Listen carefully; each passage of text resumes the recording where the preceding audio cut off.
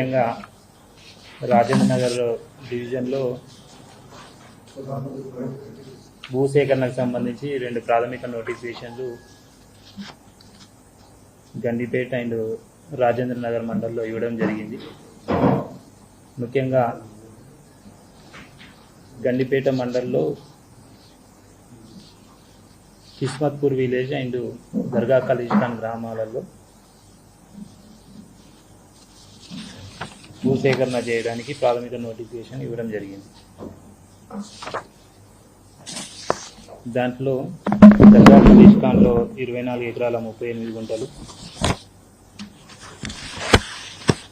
కిస్మత్పూర్లో 19 ఎకరాల 10 గుంటలకు సంబంధించి మనం ప్రాథమిక నోటిఫికేషన్ ఇవ్వడం జరిగింది.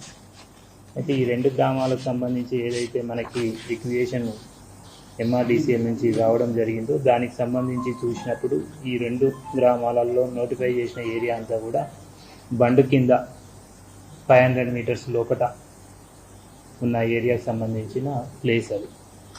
So as per existing rules ప్రకారము బండి కింద 500 మీటర్ల లోపు కన్స్ట్రక్షన్స్ ప్రొహిబిటెడ్ ఏరియా అది. భవిష్యత్తులో కానీ ఇప్పుడున్న రూల్స్ ప్రకారం కానీ అక్కడ ఎలాంటి నిర్మాణాలు చేయడానికి అవకాశం లేదు. సో ఇటువంటి భూమిని భూసేకరణ చేసి ఆ భూమిని కోల్పోతున్న రైతులకు కూడా మెరుగైన నష్టపరిహారం చెల్లించి తీసుకోవడానికి ప్రభుత్వము ఏదైతే మూసి సుందరీకరణలో భాగంగా ఈ యొక్క భూసేకరణ కార్యక్రమాన్ని చేపట్టడం జరిగింది. అందులో ముఖ్యంగా ఏదైతే 500 మీటర్ల లోబడి ఈ యొక్క నిర్మాణాలకు అనుమతి లేని ప్రాంతం ఏదైతే ఉందో ఆ ప్రాంతానికి సంబంధించి మనము బండి కింద, ముఖ్యంగా ఈ బండి కింద 500 మీటర్ల లోపు కన్స్ట్రక్షన్ అవకాశం లేదు.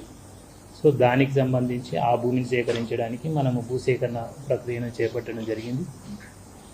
అంతేకాకుండా ఎగ్జిస్టింగ్ నిబంధన ప్రకారం ఏదైతే ఉందో మూసీ రివర్ కానీ ఈసా రివర్ కానీ 50 మీటర్ల బఫర్ జోన్ వరకు మాత్రమే మనము భూసేకరణ చేయడానికి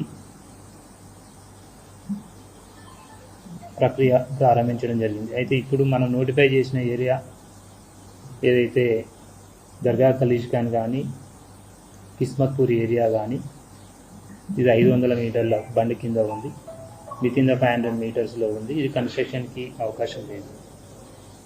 అంతేకాకుండా మనము బండ్లగూడ జాగీర్ అలాగే ఉప్పర్పల్లి హైదర్గూడలో కూడా మనము ఒక 42 ఎకరాలకి ప్రాథమిక నోటిఫికేషన్ ఇవ్వడం జరిగింది.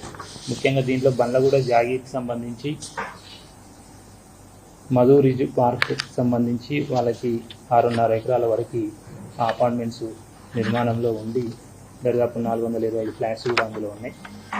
దానికి సంబంధించి వెరిఫై చేసినప్పుడు దాదాపు వారికి ఉన్న 6.5 ఎకరాలలో 2.5 ఎకరాల పైబడి కూడా 50 మీటర్ బఫర్ జోన్లో వస్తుంది. దాదాపు 30 నుంచి 40% ఫ్లాట్స్ బఫర్ జోన్లో ఉన్నాయి. అయితే గతంలో వారు కన్స్ట్రక్షన్ చేసినప్పుడు అనుమతుల మేరకి కన్స్ట్రక్షన్ చేసి దాంట్లో నిర్మాణం కంప్లీట్ చేసినామని చెప్పేసి చెప్పడం జరిగింది. ఆ రోజుల్లో అనుమతులు కూడా తీసుకున్నామని కూడా చెప్పడం జరిగింది. అయినప్పటికీ ప్రభుత్వము బఫర్ జోన్లో ఉన్నాయని కానీ ఇతరత్ర నిబంధనలకు విరుద్ధంగా ఉన్నాయని కానీ ఎక్కడ కూడా ప్రభుత్వం తరఫున ఇబ్బంది పెట్టడం లేదు. బఫర్ జోన్లో ఉన్నప్పటికీ కూడా పూర్తి స్థాయి నష్టపరిహారం చెల్లించే, భూసేకరణ నిబంధనల ప్రకారం నష్టపరిహారం చెల్లించే, ముఖ్యంగా ఇక్కడ మూసీ రివర్ ఈసా రివర్ కలిసే ప్రాంతం అది. సో అక్కడ ఈ అపార్ట్మెంట్ చూసినప్పుడు 50 మీటర్ బఫర్ జోన్లో ఒక 40% ఫ్లాట్స్ 2.5 ఎకరాల వరకు ఆ బఫర్ జోన్లో వస్తుంది. అయితే భవిష్యత్తులో నదీ సుందరీకరణ చేసినప్పుడు ఆ 50 metre buffer zone compulsory requirement ఉంటుంది. మిగతా వాళ్ళ ప్లేస్ ఏదైతే ఉందో అన్న కన్స్ట్రక్షన్స్ ఉన్నాయి కాబట్టి వారికి ఇబ్బంది లేకుండా ఆ 50 మీటర్ బఫర్ జోన్తో పాటు మిగతాది కూడా భూసేకరణ చేసి మార్కెట్ రేట్ ప్రకారం, మెరుగైన మార్కెట్ రేట్ ప్రకారం చెల్లించి, ముఖ్యంగా వారి ఆమోదిత మేరకే వాళ్ళతో నెగోషియేట్ చేసి ఆ యొక్క నష్టపరిహారము చెల్లించి తీసుకోవాలనేది ప్రభుత్వ ప్రధాన ఉద్దేశం. కొన్ని చోట్ల చూసాము, ఇమీడియట్ కాల్ చేయించమని చెప్పేసి రకరకాల నోటీసులు ఇచ్చామని చెప్పేసి రావడం జరుగుతుంది. భూసేకరణ ప్రక్రియలో ఎప్పుడు కూడా ఇమీడియట్ కాల్ చేయించడం అని కానీ ఇండివిజువల్ నోటీసులు ఇవ్వడం కానీ జరగదు. ప్రక్రియ ప్రారంభం మాత్రమే అయ్యింది. దాన్ని దశల వారీగా గ్రామ సభలు ఉంటాయి. ఆ తర్వాత ఇండివిజువల్గా దాన్ని సర్వే చేయడం జరుగుతుంది. సర్వే చేసిన తర్వాత అసలైన ఓనర్లు ఎవరు అనే వివరాలు కూడా సేకరించడం జరుగుతుంది. సేకరించిన తర్వాత ల్యాండ్ ఎక్విజిషన్లో భాగంగా నెగోషియేషన్స్ చేసి ఎవరైతే ఓనర్ ఉన్నారో ఆ ఓనర్కి భూసేకరణ అధికారులకు మధ్య ప్రభుత్వానికి మధ్య నెగోషియేషన్స్ చేసిన తర్వాత నష్టపరిహారం చెల్లించిన తర్వాత పూర్తి స్థాయిలో ల్యాండ్ ఎక్విజిషన్ ప్రక్రియ కంప్లీట్ అయిన తర్వాతనే మనము ఏదైనా వికేట్ చేయించడానికి అవకాశం ఉంటుంది. కాబట్టి ఇక్కడ భూసేకరణ నిబంధనల ప్రకారము ఈ యొక్క భూసేకరణ విషయాన్ని ఈరోజు ముఖ్యంగా ఏదైతే మధు పార్క్ రిడ్జ్ అపార్ట్మెంట్ ఏదైతే ఉందో వారి ప్రతినిధులు కూడా ఈరోజు రావడం జరిగింది. ఈ భూసేకరణకు సంబంధించిన విషయాలన్నింటినీ కూడా వారికి కూడా బ్రీఫ్ చేయడం జరిగింది.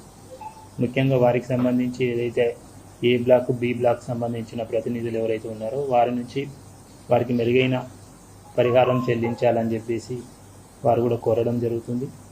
వారు ఈరోజు కలిసిన విషయాన్ని కూడా వాళ్ళ రెసిడెన్సీ అందరూ కూడా జనరల్ బాడీ మీటింగ్ పెట్టుకొని ఈరోజు జరిగిన విషయాలన్నింటినీ కూడా వారికి కూడా బ్రీఫ్ చేసి వారు కూడా గ్రామ సభ పెట్టమని కోరడం జరుగుతూ ఉంది. సో దశలో ఏదైతే భూసేకరణ ప్రక్రియలో భాగంగా గ్రామ సభ కూడా పెట్టి అన్ని అంశాలు కూడా వారితో చర్చించడం జరుగుతుంది. ముఖ్యంగా ఎక్కడ కూడా మూసీకి సంబంధించి 50 మీటర్ల బఫర్ జోన్ వరకు మాత్రమే తీసుకోవడం జరుగుతుంది. అది కూడా కన్స్ట్రక్షన్స్ ఒకవేళ ఉంటే కన్స్ట్రక్షన్స్ సంబంధించిన నష్టపరిహారం చెల్లించిన తర్వాత మాత్రమే మనము భూసేకరణ భూమి తీసుకోవడం జరుగుతుంది. కాబట్టి 1 కిలోమీటర్ దూరం కానీ లేకపోతే భూసేకరణ 50 మీటర్ల అవతల నివాస గృహాలు ఉన్నాయని చెప్పేసి తీసుకోవడం జరగదు. 50 మీటర్ల బఫర్ జోన్ వరకు మనము తీసుకోవడం జరుగుతుంది. దానిలో భాగంగా భూసేకరణ నిబంధనల ప్రకారం జరిపి భూమి తీసుకోవడం జరుగుతుంది. కాబట్టి మీ అందరి ద్వారా తెలియజేసేది ఏంటంటే ఎవ్వరికి కూడా భూసేకరణ ప్రక్రియలో ఇబ్బంది లేకుండా మెరుగైన నష్టపరిహారము చెల్లించి ఇదంతా కూడా ఎవరైతే భూమిని కోల్పోతున్నారో వారందరికీ కూడా పలుమార్లు మీటింగ్ జరిపి వారి ఆమోదయోగ్యం మేరకే భూసేకరణ ప్రక్రియ చేయడం జరుగుతుంది. భూసేకరణలో నష్టపరిహారం నిర్ధారించే క్రమంలో కూడా పారదర్శకంగా ప్రభుత్వ నిబంధనలు వారి ముందు ఉంచి వారితో చర్చలు జరిపి ఆ చర్చల ప్రక్రియ అంతా కూడా ప్రభుత్వానికి నివేదించి ప్రభుత్వ పెద్దల దృష్టికి తీసుకెళ్ళి నష్టపరిహారం అనేది ఫైనలైజ్ చేసేసి ఆ యొక్క ప్రాసెస్లో భాగంగా ముందుకు పోతాం తప్పే ఇమీడియట్ తీసుకోవడం అనేది జరగదు. కాబట్టి దయచేసి మీ అందరి ద్వారా కోరేది ఏంటంటే ఒక మూసి ఏదైతే సుందరీకరణలో భాగంగా ముఖ్యంగా ఈ యొక్క ప్రాసెస్కు ఒక పాజిటివ్ ధోరణిలో ముందుకు వెళ్ళి ఎవరైతే భూసేకరణలో భూమి కోల్పోతున్నారో వారికి కూడా మనందరి తరఫున నచ్చజెప్పి వారికి కూడా నష్టం లేకుండా ముందుకు పోవాలన్నది ప్రభుత్వ ప్రధాన ఉద్దేశం. కాబట్టి ఈ సందర్భంగా మిమ్మల్ని కోరేది ఏంటంటే ఒక పాజిటివ్ భూసేకరణ విషయంలో ఇతరత్ర ఎవరు చెప్పినా కూడా భూసేకరణ అధికారిగా మా యొక్క అభిప్రాయాలను తీసుకొని ఈ విషయంలో ప్రజలకు కూడా తెలియజేయాల్సిందిగా ఈ సందర్భంగా మేము కోరడం జరుగుతూ ఉంది. కాబట్టి ప్రాథమిక నోటిఫికేషన్ తర్వాత భూసేకరణలో భాగంగా ఎంజాయ్మెంట్ సర్వే చేస్తాం.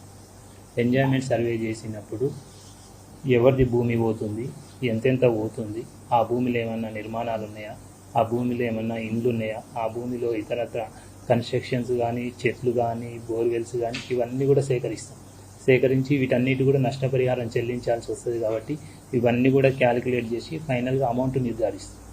సో ఆ ప్రాసెస్లో భాగంగా ముందుకు పోతూ ఉంటాం.